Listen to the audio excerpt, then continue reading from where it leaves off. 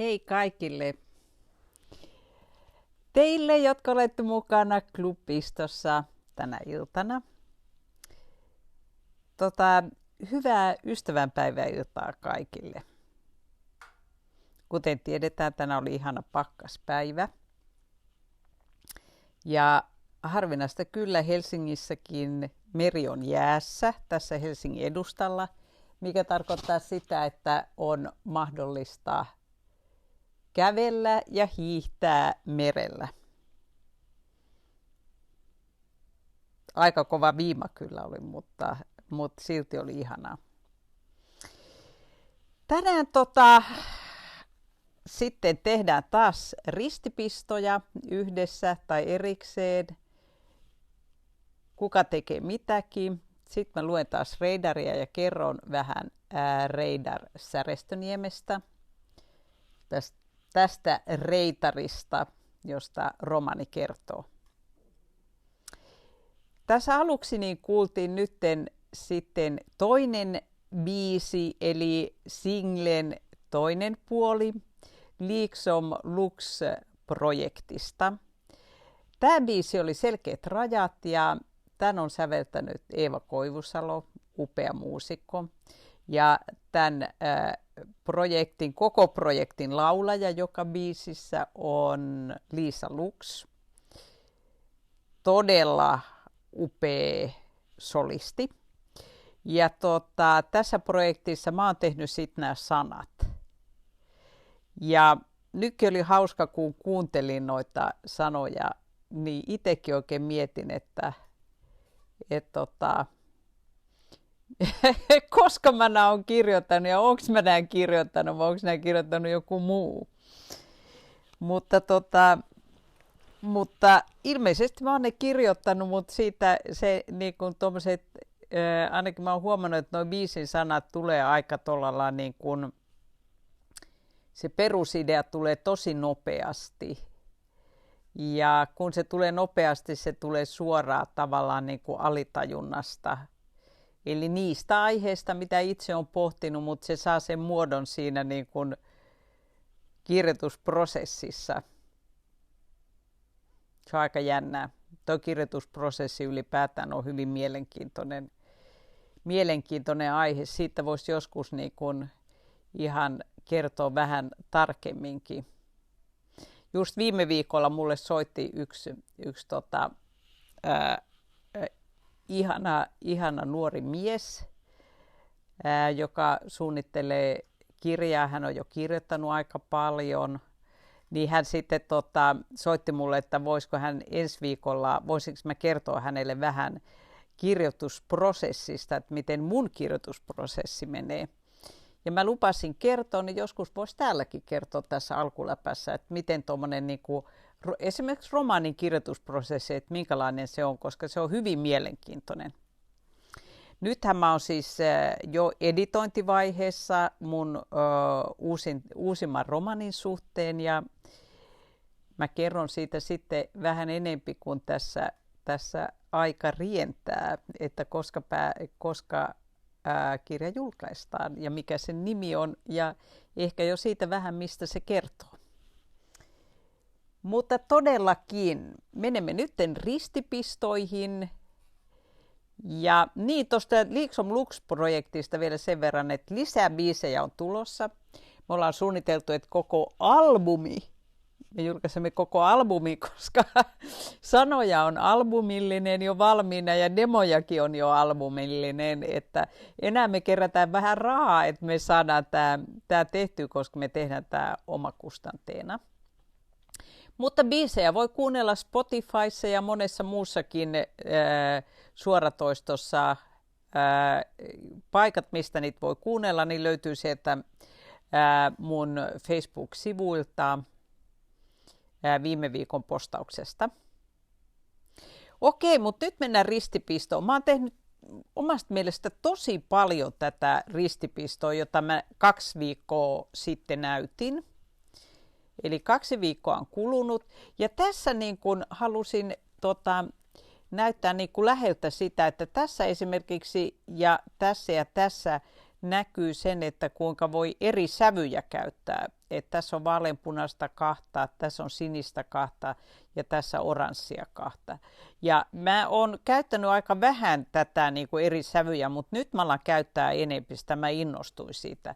Sitten tässä näkyy myös sitten, mä viimeksi jo näytin tätä tekstuuria, että tässä on niin kuin, tää lanka on tosi paksu, toi lanka on tosi ohut, sitten keskiväliltä muuta. Että jos haluaa niin kuin tämmöistä tekstuuria, niin silloin kannattaa eri niin kuin paksuisilla langoilla tehdä. Ja tästähän on tulossa siis abstrakti teos, eli mun elämän ensimmäinen abstrakti teos. Okei. Ja se täytyy sanoa, että me ollaan tässä nyt niin kuin, oikeastaan tähän niin kuin lähetykset me aloitettiin tuossa niin kuin heti maaliskuussa, kun tuli tämä koronasirkus ja jatketaan ainakin niin kauan kuin koronasirkusta kestää ja sehän nyt näyttää, että se kestää ainakin tämän vuoden loppuun. Niin me ollaan vähän taisteltu mikrofonien kanssa, että ostettu on jo 3 erilaista mikrofonia ja niistä ei ole mikään oikein toiminut, mutta nyt toivomme, että kaikki te kuulette hyvin tämän. Meillä on nyt tuolla testiyleisöä, jotka lähettää viestejä, että kuuluuko vai eikö kuulu. Tämäkin on ollut vähän sillä lailla, että toiset ovat kuulleet ja toiset ei, mutta summa summarum vika on ollut siis tässä mikrofonihommassa. Mutta toivotaan, että nyt kuuluu hyvin. Ja sitten tiedoksi vielä se, että kaikkihan nämä löytyy sieltä YouTubesta, Rosa Liksom Official niin kuin rubriikin eli otsikon alta. Niitä on siellä jo aika paljon. Sitten tässä on nyt tämä mun viimeisin valmis luomus. Tämä on sitten niin kutsuttu 3 kappaletta keinoälyä, eli keinoälyrobotteja. Tämähän on melkein abstrakti, niin tämä tein niin kuin ennen nyt tätä täysin abstraktia. Et siinä nyt on vähän tuommoisia örkkejä, kun nykyisin noi keinoälyrobotit, niin niitähän on sulle 2 lajia. Toiset näyttää niin kuin about ihmisiltä kokonaan. Ja pyritään siihen, että ne on aika lailla niin kuin ihmisen näköisiä. Mutta sitten on niitä kaikenlaisia pikkurobotteja sitten, jotka niin kuin on mitä kummallisimman näköisiä, kuten esimerkiksi nämä robottisotilaat tai mikäköhän niiden virallinen nimi on, mutta anyway, taistelurobotit, joo, niin ne on aika hurjan näköisiä. Taistelurobotit menevät niin kuin kauko-ohjattavina sitten maataisteluissa ja ennen kaikkea miinoja sitten etsivät miinoja, sanotaan niin kuin näin. Mutta sitten tämä nyt niin kuin sen verran sodankäynnistä, että tämä sodankäyntihän on mennyt aika kummalliseksi, koska sä painat nappia jossain niin kuin Nevadan autiomaassa ja sä voit sillä niin kuin, jos hyvin käy, niin tehdä täsmäiskun Irakissa. Että se voi olla täsmäisku, joka osuu sitten kerrostaloon, jossa asuu ihmisiä, tai se voi osua sitten johonkin muuhun. Mutta nappia painetaan ja silloin kärki lentää. All right.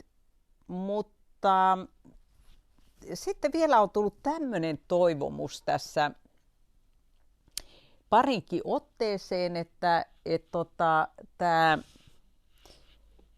Niinkutaidetta, näkyykö se Niinkutaidetta-kirja siellä nytten? Joo, eli Niinkutaidetta-kirja, niin että mä lukisin vähän. Ja siellä kun jengi muistelee erilaisia juttuja, muun muassa professori filosofi Esa Saarinen muistelee meidän pitkäaikaista ystävyyttä siellä ja sitä, miten me tutustuttiin ja monet muut, niin on tullut toiveita, että mä lukisin täällä, eli omistaisin jonkun illan sitten parikin iltaa pelkästään tälle Niinkutaidetta-kirjalle. Ja niinpä mä aionkin tehdä, mutta en ihan vielä. Että katsotaan sitten, kun nythän me eletään siis syvää talvea, mutta sitten kun mennään kevättä kohden ja mieli alkaa vähän hyppelemään, niin silloin voidaan mennä tuohon niikutaidetta.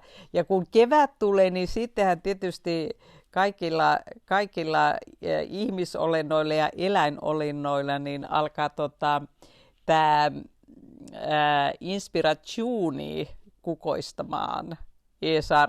Saarista lainatakseni kukoistamaan.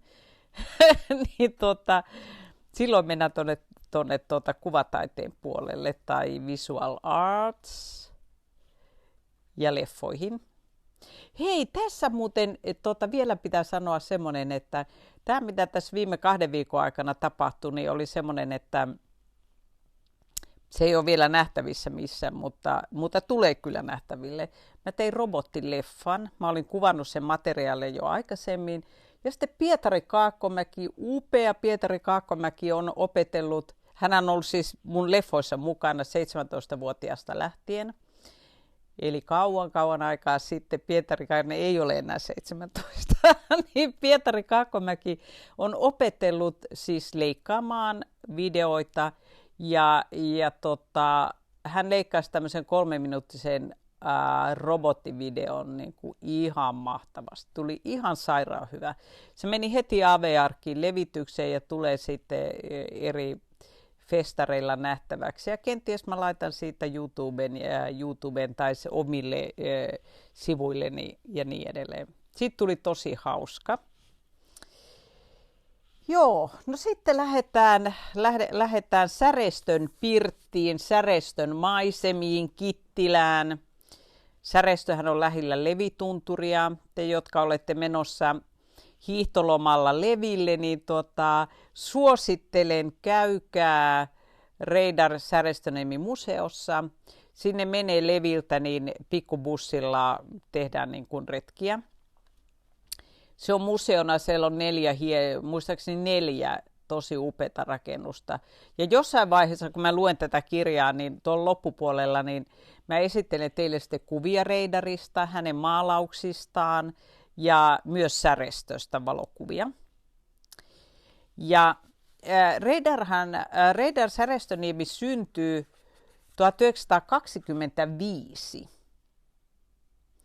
Eli talvisodan alettua hän oli 14-vuotias, eli 1939 hän oli 14. Ja sitten 1944 Lapin sodan, eli saksalaissodan alettua hän oli 19-vuotias. Nämä tiedot sen takia, että nyt me mennään niin kuin vuoteen 30 muisteloihin vuodesta 1939. Eli nythän me ollaan jo päästy siihen vaiheeseen, että Reidari on jo niin sanottu teini. Hän on teini-iässä tässä. Ja mä sitten aina tässä alussa sanon, että kuka kertoo. Eli savottamies kertoo. Viimeksi me jäätiin siihen, että Reidari oli Pöllimettässä, Lapissa sanotaan Pöllimettässä, eli Savotassa. Ja hän oli niin kuin, oliko hän nyt 9-vuotias tai 10-vuotias. Siihen aikaan niin kuin 20-30-luvulla ja vielä sotien jälkeen, niin puhumattakaan ajoista ennen sitä, siis 1800-luvulla ja niin edelleen, niin tytöt ja pojat alle 10-vuotiaana lähtivät töihin. Joko rengiksi tai piioiksi tai sitten kotitaloon niin kuin ihan kunnon töihin, ettei mitään niin kuin pikkupuuhaa, vaan 9-vuotias saattoi olla jo Pöllimettässä töissä, joka on siis kauhean raskas duuni, varsinkin talvella. Eli tässä savottamies sitten alkaa muistelemaan sitä, kun Reidari on Pöllimettässä. Mä olin moneen otteeseen Reitarin kanssa Pöllimettällä. Ei se kaksinen työmies ollut, mutta muuten siivo. Kerran olimme kaatamassa tukkia tuolla Kärppävaaran takana. Oli komea keväinen aurinkoilma ja meillä miehillä semmoinen kevyempi olo rinnan alassa. Olimme kaatahneet koko päivän ja illansuussa olimme kaikki aivan nollilla. Tietäähän sen, kun hanki oli sula ja upottiko mahoton. Lastasimme viimeisiä runkoja hevosen perään, kun mie kattoin, että mitä tämä on. Jo minua alkoi naurattamaan. Reitari oli ottanut nuotiopaikalta hiilenpalan ja riimustanut sillä jokaiseen pöllin päähän Stalinin kuvan. Mie huusin äijille, että tulkaapa katsomaan. Nekki nauroit. Jaakobi aukasi pirtupullon, otima huikat ja panima tanssiksi. Reidari itse muistelee. Mä olin pöllimettässä kaikki talvet. Se on raakaa hommaa. Aamulla ennen kuin aurinko nousee ja kampeaa itsensä ylös, mie olen puolinukuksissa ja kapuan hevosrekheen. On saatanallisen kylmä ja taivaan nastat vain nauravat mulle. Aattelen, että kerran te vielä hirnutte viimeisen kerran. Alkaa talvisota. Mä olen 14. Mie en ymmärrä, miksi Suomen valtio piinaa parhaassa iässä olevia miehiä Karjalan mettissä. Heikki äijiki itkee, kun Eenokki vie hän sotaan. Että hänen vanhana miehenä piti vielä soan kauhut kohata ennen kuin pääsee maan lephoon. Isä sanoo, että kyllä lahtarit juonen keksit panit polsevikit tappamaan Suomen punikit sukupuuthoon. Jaman Jaakobi sanoo, että lahtarit haluavat Uralin itsellensä. Niin hulluja puheita ei usko kukaan. Tulee saksalaissota. Äiti ja tyttäret pakathaan Ruottiin pakkoon. Mä olen 19 vanha. Särestö jääpii tyhjäksi ja minut panhaan sotaan, vaikka olen rauhanmies. En etes elikoilta henkeä osaa ottaa. Mä olen rintamalla ja mulle sanotaan, että tapa saksalainen. Se on kauhea paikka niillekin, joihin on tappovietti iskenyt. Mitä se on sitten semmoselle kuin mie, joka ei ole koskaan lyönyt ketään? Minut laitetaan jonkun kuortanelaisen Jullikan kanssa syventämään juoksuhautaa. Met kerkeämä kaivaa puoli tuntia, kun tykistökeskitys alkaa. Lyömä makkaamaan sinne hauvan pohjalle. Tulitusta kestää rapeat 4 tuntia. Maailma vonkuu, jysähtelee ja paukkuu niin, että multa pääsee kuset housuin. Sitten tulee hiljasta. Se kuortanelainen itkee. Miettä mikä? Se ei aukaise silmiä, sanoo vain, että peitä minut tähän. Mie peitän sen haunoksilla ja siihen se jää makkaamaan. Mie hilkutan poteroon ja aattelen, että kyllä tämä on hullu hommaa. Kulkujätkä. Heikki äijä oli puolikuuro ja sokko ja kaikin puolin niin vanha ja raihnainen, että kaikki tiesit, että kohta se kuolee. Se oli alkukesää, kun Alma sanoi mulle, että mene Puohiin ja veistä sille arkku, niin mä alan leipomaan hautajaisia. Mulla meni siihen rapeat 2 viikkoa ja arkku oli valmis. Koijupuusta sen tehin ja tietenkin mittojen mukaan. Hautajaiset piettiin pyhäpäivänä. Kaukosesta tuli muutama kippuranokkainen akka ja viinankipeä ukko. Ja sitten tietenkin kotoväki ja sitä piisasi. Reitari oli 16 ja itki niin kauheasti, kun saarnamies kehräsi kokoon hautajaissaarnaa. Tietää hän sen, kun oli kovan kouran kautta kiintynyt pieksähjänsä. Joima kahvia ja kastoima nisua. Aurinko paisteli nätisti ja Heikki äiji itse oli koassa veossa. Se praatasi saarnamiehen kanssa 5 tuntia. Selitti, kuinka se oli istunut aikoinaan 40 vuotta ja risat raamatun ääressä yhteen menhoon, ennen kuin oli päässyt herähneitten oivallukseen perisynnin ja armon yhtäaikaisesta tunnustamisesta. Koko sen ajan Heikki äiji painotti, sen veri oli kiehunut ja pää höyrynyt. Hautajaisia vietettiin koko päivä. Alma ja äiji veisasit Sionin virsiä aamuyöhön asti ja nauroit kauheasti.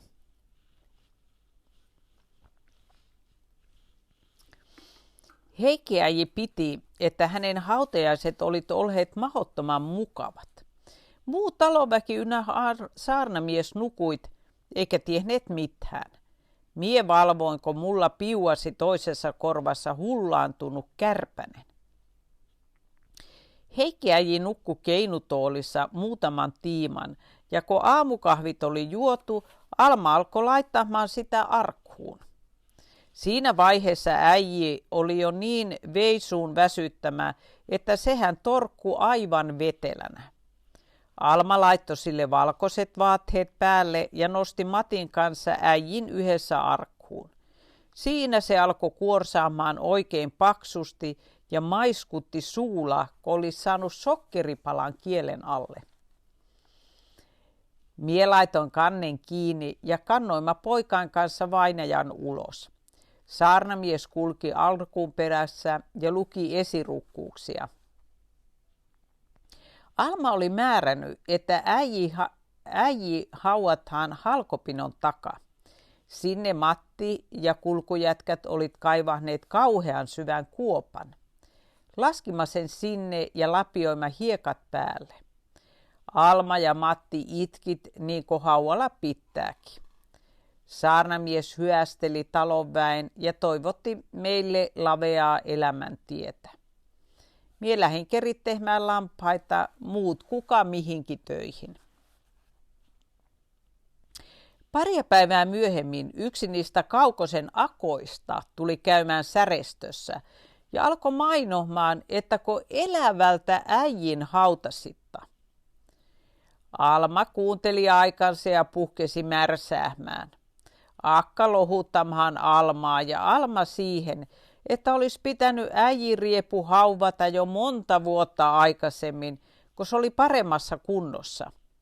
Että turhaan siirsit hautajaisia aina eteenpäin ja näin lisäsit vainajan tuskaa.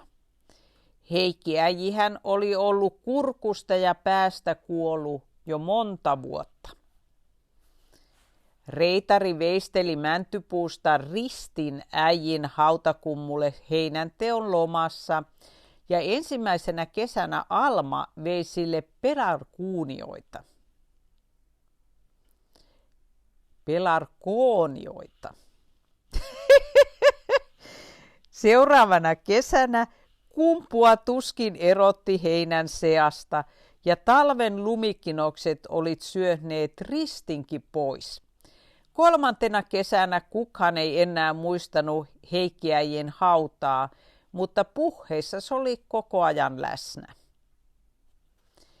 Eli Heikki-äijihän oli siis Reidarin ukki, eli Reidarin isän isä, ja Heikki-äiji oli todella lapsivihamielinen. Hän rakasti pieksää lapsia ja ennen kaikkea Reidaria. Eli tällainen tarina oli nytten. Ei, kun sit mä luen vielä vähän lisää, sori. Tää jatkuu vielä. Anttu, eli Reidarin pikkuveli iso vanhempi veli, Reidarista seuraava vanhempi. Reidarihan oli Kuopus. Anttu kertoo. Mä olin Rovaniemellä linjuriasemalla tupakilla, kun kuulin, että kaukosessa oli vielä muutama tölli pystössä. Sakemannihan oli polttanut koko Lapin pillun päreiksi. Hunteerasin, että lähden kotia. Löysin linjuriaseman takaa Sakemannin palahneen parakin rautarappuset ja tehin niistä kelkan. Siihen panin, mitä pantavaa oli. Mulla ei ollutko semmonen kesäpuseron röyhkänä päällä, vaikka pakkasta oli 30 astetta ja lähdin hilkuttelemaan Särestöä kohti. Matkaan meni toista viikkoa. Oli niin kauheita kelejä. Milloin pyryttikö helvetti ja milloinka nuoskasi niin, että huopatossut kastuit. Särestö oli pystössä ja kun minä astuin pirttiin, siellä tuli lämpö vastaan. Luulin, että kotoväki on tullut evakosta Ruotsista, mutta ei sentään. Se oli Mäkitalon Uunon hommia. Hyvyyttään oli pannut talon lämpimäksi, kun oli tullut ennen minua Särestöön. Kaikki oli paikallaan. Sokkeriastia pöydällä ja väävi nätisti peitettynä lasin eessä. Miehän kellarista pottuja ja laitoin kiehumaan. Nouin makasiinista suolalihaa ja söin nälkäni tytyväisenä. Uno tiesi Porista, että Kelon tekemän isäntä oli kaatunut, ainut poika silpoontunut leiniksi ja Reitari oli sairastunut kurkkumäthään ja makasi jossakin sotasairaalassa.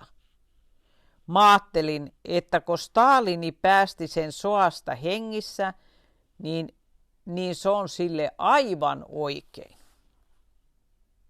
Eli kun Stalini päästi Reidarin hengissä sodasta, niin oli aivan oikein, että se sairastui kurkkumätään. Kertoo hänen veljensä Anttu, joka oli aina karmean mustasukkainen Reidarille. Reidari oli Kuopus ja hän oli niin kuin lapsesta asti aika erikoinen ja niin edelleen. Anyway. Ja sitten tulee viimeinen pätkä, jonka kertoo Matti, Reidarin isä. Eenokki, minun vanhin poika, kaatui talvisoassa. Se oli mulle niin kova paikka, etten selvinnyt siitä koskaan. Eikä selvinnyt Almakhaan, vaikka onpi kovempi ihminen kuin mie. Eli Matti ja Alma menettivät vanhimman poikansa Eenokin talvisodassa. Ja Lapin sodan aikaan 1945 Reidari sairastui kurkkumätään rintamalla ja joutui sotasairaalaan. Ja ensi kerralla mä sitten jatkan tästä Reidari-taidekoulussa Helsingissä. Reidari tulee vähitellen hyvin nuorena jo Helsinkiin. Mites, muuten kysyn vielä, että miten on kello, lopetetaanko tähän vai luetaanko lisää vielä? Eli 32, okei. Nyt mä innostun lukemaan. Mä luen vielä vähän. Eli mä luen tätä Reidari-taidekoulussa, koska mä tuossa alussa heitin tuota läppää niin paljon. Kulkujätkä kertoo. Elettiin sotien jälkeistä kesäkuuta, kun Norjasta tuli Alfredi Andersen käymään Särestössä. Se oli niitä almanpuoleisia sukulaismiehiä, ja Kallaa se myi työksensä. Alma keitti kahvit ja laittoi nisut pöytään, ja siihen tämä lihavan puoleinen äijä sitten istui. Se näki piirongin pöydällä yhden Reitarin rustaaman piirustuksen ja kysyi, että kuka täällä tämmöisiä piirtää. Alma vastasi, että tuo nuorin poika se riimustaa. Anderseni pyöritteli sitä paperia käsissänsä ja kysyi, että onko näitä lisää. Onhan se tuo kamarin sängyn alusta niitä täynnä, Alma sanoi. Sotti muutaman niistä matkaansa ja sanoi viemänsä ne Kemhiin näytteille. Ei mennytkö muutama viikko, niin jo tulee Mäkitalon Uunon matkassa kaukosesta Särestöön oikein naparikkaan miehen näköinen tappaus. Kätteli meidät kaikki, eli siitäkin tiesi, että se on riistäjä. Se esisteli itsensä helsinkiläiseksi taiteakatemian professoriksi ja mainitti nimeksensä Aale Hakava. Se kysyi heti, että missä se poika on. Reitari ei ollut kotona, vissiin oli mustikoita keräämässä Pietarin uoman takana. Alma keitti soppaa, Matti korjasi heinäharavaa ja Uuno piereskeli oven suussa. Oli kovasti hiljasta. Alma sanoi sitten mulle, että mene hakemaan Reitari tänne. Mie lähin ja löysinkin sen nukkumasta ison kiven päältä Jerisvaaran kuphelta. Tulimme illan suussa takaisin kartanolle, Reitari kauheassa hopussa. Oli saanut vainon, että saattaa päästä isommasta leivästä kiinni. Me menimme pirttiin. Siellä tämä tyhjän toimittaja istui soututoolissa ja veisasi Alman kanssa Sionin virsiä. Kun se näki Reitarin, niin se oikein juoksi vastaan ja halasi tätä. Olepa siesomaa, oikein omenaposkinen pojan pullukka, se sanoi. Reitari katsoi sitä oikein suoraan silmiin ja nyökytteli vain. Mie killaan näistä lyijykynällä tehystä piirroksista, nämä on hyviä. Sieltä ajat olla oikein luonnon lahja, se sanoi Reitarille. Mie voisin ottaa sinut yksityisoppilaaksi taiteakatemian kouluun. Mie toimin siellä opettajana. Sie voisit tulla ensi syksynä koeluokalle ja jos lahjoja ja intoa piisaa, voit jatkaa siitä eteenpäin.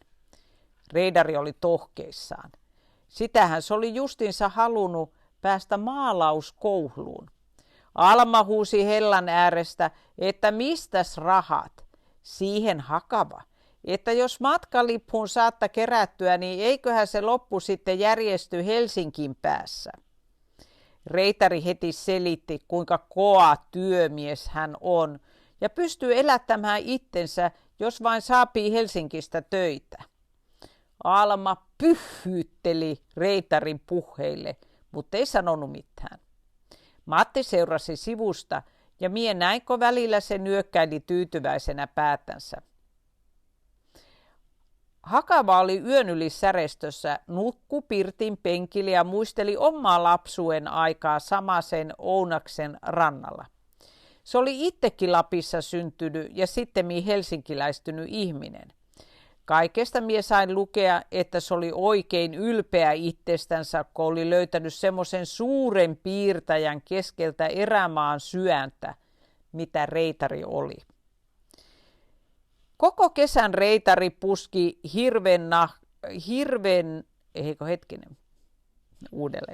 Koko kesän Reitari puski harvennushakkuissa mettässä, että sai koottua rahat junapiljettiin. Syksyllä se pakkasi kapsäkin ja Anttu vei sen kaukoseen. Alma itki, että ainut poika lähtee ja jättää hänet tylysti. Reitari ei epäröinyt hetkeäkään äitinsä eessä. Sanoi, että onhan sulla Anttu, enhän minä ole ainut poika. Vaikka olenkin sinun mamman poika, se lähti Särestöstä kuin mies, pääpystyssä. Ensiksi Reitari oli asunut Hakavan tykönä Lallukassa. Sitten kun Hakavan akka oli alkanut kitisemään, että Reitarilla on liikaa karvan puolta ja hajupuolessakin on toivomisen varaa, niin Hakava oli hommannut sille kortteerin jostakin halvasta matkustajakoista. Se oli sopinut Reitarille, kun siitä oli lyhyt matka kouluun. Se oli heiluttanut sutia aivan vallattomasti ja juossut ympäri koulua, kun vauhkoontunut poro. Tietäähän sen, kun mettässä kasunut ja sitten panhaan keskelle Helsingin hullun myllyä. Hakava oli sitä turhaan jarrutellut. Sitten se oli keksinyt, että kun hän tarvitsee apulaisen ja reitari tarvitsee työtä, niin laitetaan nämä kaksi asiaa yhteen. Reitari oli sitten illat ollut sen maalauspirtissä tekemässä pohjia ja pakkaamassa hakavan tauluja eri näyttelyihin. Ujona se reitaria piti, vaikka sitä puolta mien koskaan reitarissa ole nähnyt. Hakava ja reitari oli tulheen toimeen niin hyvin keskenänsä, että muut opettajat olit alkaneet katsomaan sitä hommaa kovasti vinhoon, että opettaja ja oppilas sillä lailla kimpuavat keskenänsä. Nyt tähän loppuu. Eli nyt mä innostun vähän lukemaan. Ollaan päästy sivulle 53. Bravo! Kyllä tää tästä etenee. Hyvää ystävänpäivää kaikille ja hyviä käsityöfiiliksiä. Nyt on pakkaset, kiva olla ulkona, illalla kiva tehdä käsitöitä. Jee!